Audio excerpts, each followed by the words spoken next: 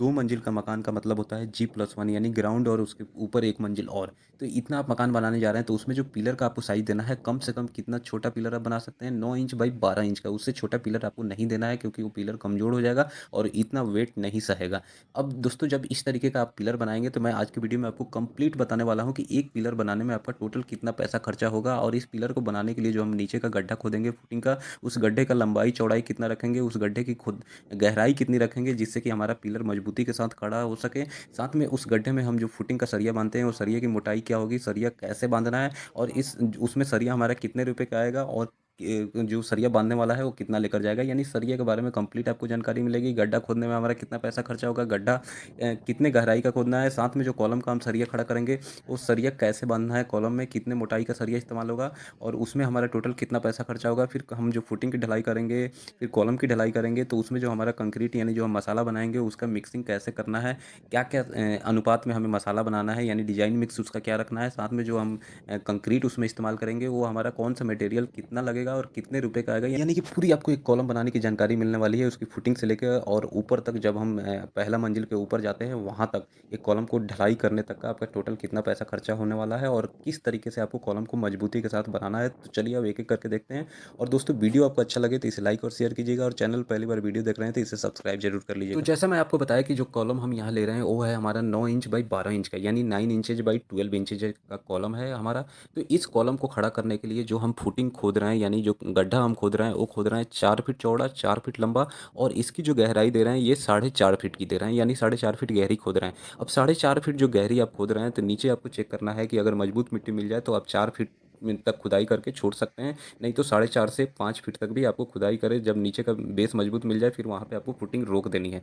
तो एक अगर गड्ढा 4 फीट बाई 4 फीट और नीचे गहराई 4.5 या 5 फीट का खुदवाते हैं तो दिन भर में एक लेबर जो होता है आपका एक गड्ढा खोद पाता है, फिर उसका अच्छे से ड्रेसिंग करके आपको देगा। एक लेबर का जो कॉस्ट है अभी 800 रुपये है, तो आपका एक गड्ढा यानी एक पिलर के लिए एक गड्ढा खोदने का खर्चा आ गया 800 रुपये। फिर जब हमारा अगला काम होता है कि जब ये गड्ढा खुद जाता है तो उसके जो नीचे का बेस होता है सरफेस उसको हम दुरमुट से बैठाते हैं, तो उसमें आपको एक लेबर चाहिए होता है वो दुरमुट से बैठाएगा, थोड़ा बहुत पानी डाल डाल के 2 से 3 लेयर में उसको बैठाएगा। फिर उसके बाद उसमें एंटी टर्माइट ट्रीटमेंट किया जाता है यानी एंटी टर्माइट ट्रीटमेंट जो केमिकल होता है वो छेद करके सरिया से हर एक-एक फीट की दूरी पे एक-एक फीट गहरा छेद किया जाता है। फिर इसमें ये लिक्विड डाली जाती है तो लगभग इसमें आपका 1 लीटर के करीब इसमें एंटी टर्माइट केमिकल जो है वो लग जाएगा और एक लेबर आपका क्या है वो सरफेस को बैठाया और ये दीमक वाला जो दवा है वो डाला। तो फिर 800 रुपये आपका एंटी टर्माइट ट्रीटमेंट में खर्चा हो जाता है। अगला काम होता है कि जब आपका एंटी टर्माइट ट्रीटमेंट हो गया तो अगले दिन आपको क्या करना है उसमें पीसीसी करना होता है। पीसीसी करने के लिए हम क्या है कि जो यहाँ पे कंक्रीट इस्तेमाल करेंगे वो होता है M15 ग्रेड का, M15 ग्रेड का। मतलब कि उसका रेशियो होता है 1 रेशियो 2 रेशियो 4 का। यानी कि अगर आप मान लीजिए कि तसला ले रहे हैं तो 1 तसला आप सीमेंट ले रहे हैं तो आपको 2 तसला उसमें क्या लेना है, उसमें आपको सैंड लेना है, जो रिवर सैंड हम इस्तेमाल करते हैं साइड पे जिसे हम डस्ट या बदरपुर भी बोलते हैं वो ले सकते हैं। और उसमें 4 तसला आपको एग्रीगेट लेना है, गिट्टी लेना है। गिट्टी कौन सा लेना है आपको ओवर 20 साइज़ का लेना है। जितना बड़ा आप गिट्टी लेंगे जैसे 40 एमएम का ले लें या 20 एमएम से बड़ा ले लें, तो जितनी बड़ी गिट्टी होगी यानी कोर्स होगी मजबूत होती है। इसलिए मैं कहता हूँ पीसीसी के लिए कभी भी आप 40 एमएम या 20 एमएम से बड़ी गिट्टी का इस्तेमाल करें। तो ये डिजाइन मिक्स आपको मिक्स करना है और इतना बड़ा गड्ढा जो मैं आपको बताया था कि 4 फीट चौड़ा है 4 फीट लंबा है और इसमें जो पीसीसी हम डाल रहे हैं वो 4 इंच मोटी डाल रहे हैं। तो इसमें जो लगभग हमारा 0.15 क्यूबिक मीटर यहाँ पे कंक्रीट लग जाएगा, जो कि हमें लगभग 750 रुपये के खर्च में हमारा पीसीसी का काम हो जाता है। जब हमारा पीसीसी हो जाता है तो अगले दिन हमारा काम क्या होता है कि अब फुटिंग के लिए सरिया यानी जाल बांधना। तो जाल बांधने के लिए सरिया बिछाने के लिए हम 12 एमएम का स्टील इस्तेमाल कर रहे हैं। हमारा गड्ढा था 4 फीट बाई 4 फीट का। तो जब हम इसमें सरिया बांधेंगे तो ये हमारा 9 पीस सरिया एक साइड से लगेगा और 9 पीस सरिया एक साइड से लगेगा। और आप देखेंगे कि साइड में यहाँ पे 6-6 इंच का एल खड़ा किया गया है। जहाँ भी आपका सरिया खत्म हो रहा है दोनों साइड आपको एल वहाँ प्रोवाइड करना है। तो एल प्रोवाइड करने से क्या होता है कि जो फुटिंग होता है आपस में बन जाता है और बहुत अच्छा ये जो है स्टेबिलिटी प्रदान करता है। आप इसका जाल बांधेंगे तो आपको देखिए बनानी कैसे है। आपको क्या करना है, बीच में 3 फीट 8 इंच हो गया और दूसरे साइड जहाँ पे ये ख़त्म होगा स्टील वहाँ से इसको ऊपर 6 इंच इस साइड और 6 इंच दूसरे साइड, यानी जितना भी स्टील है सब में आपको ऊपर की तरफ उठानी है। तो 6 इंच इस साइड की और 6 इंच उस साइड की और बीच की 3 फीट 8 इंच आप सबको जोड़ देंगे तो 4 फीट 8 इंच का आपका एक स्टील निकल के आ गया। तो टोटल स्टील इसमें 9 इधर लग रहा था, 9 इस साइड से लग रहा था, तो 18 स्टील है। तो 4 फुट 8 इंच इंटू 18 करेंगे तो 84 फीट आपका टोटल इसमें हमारा स्टील लग रहा है किसमें, फुटिंग के जाल में।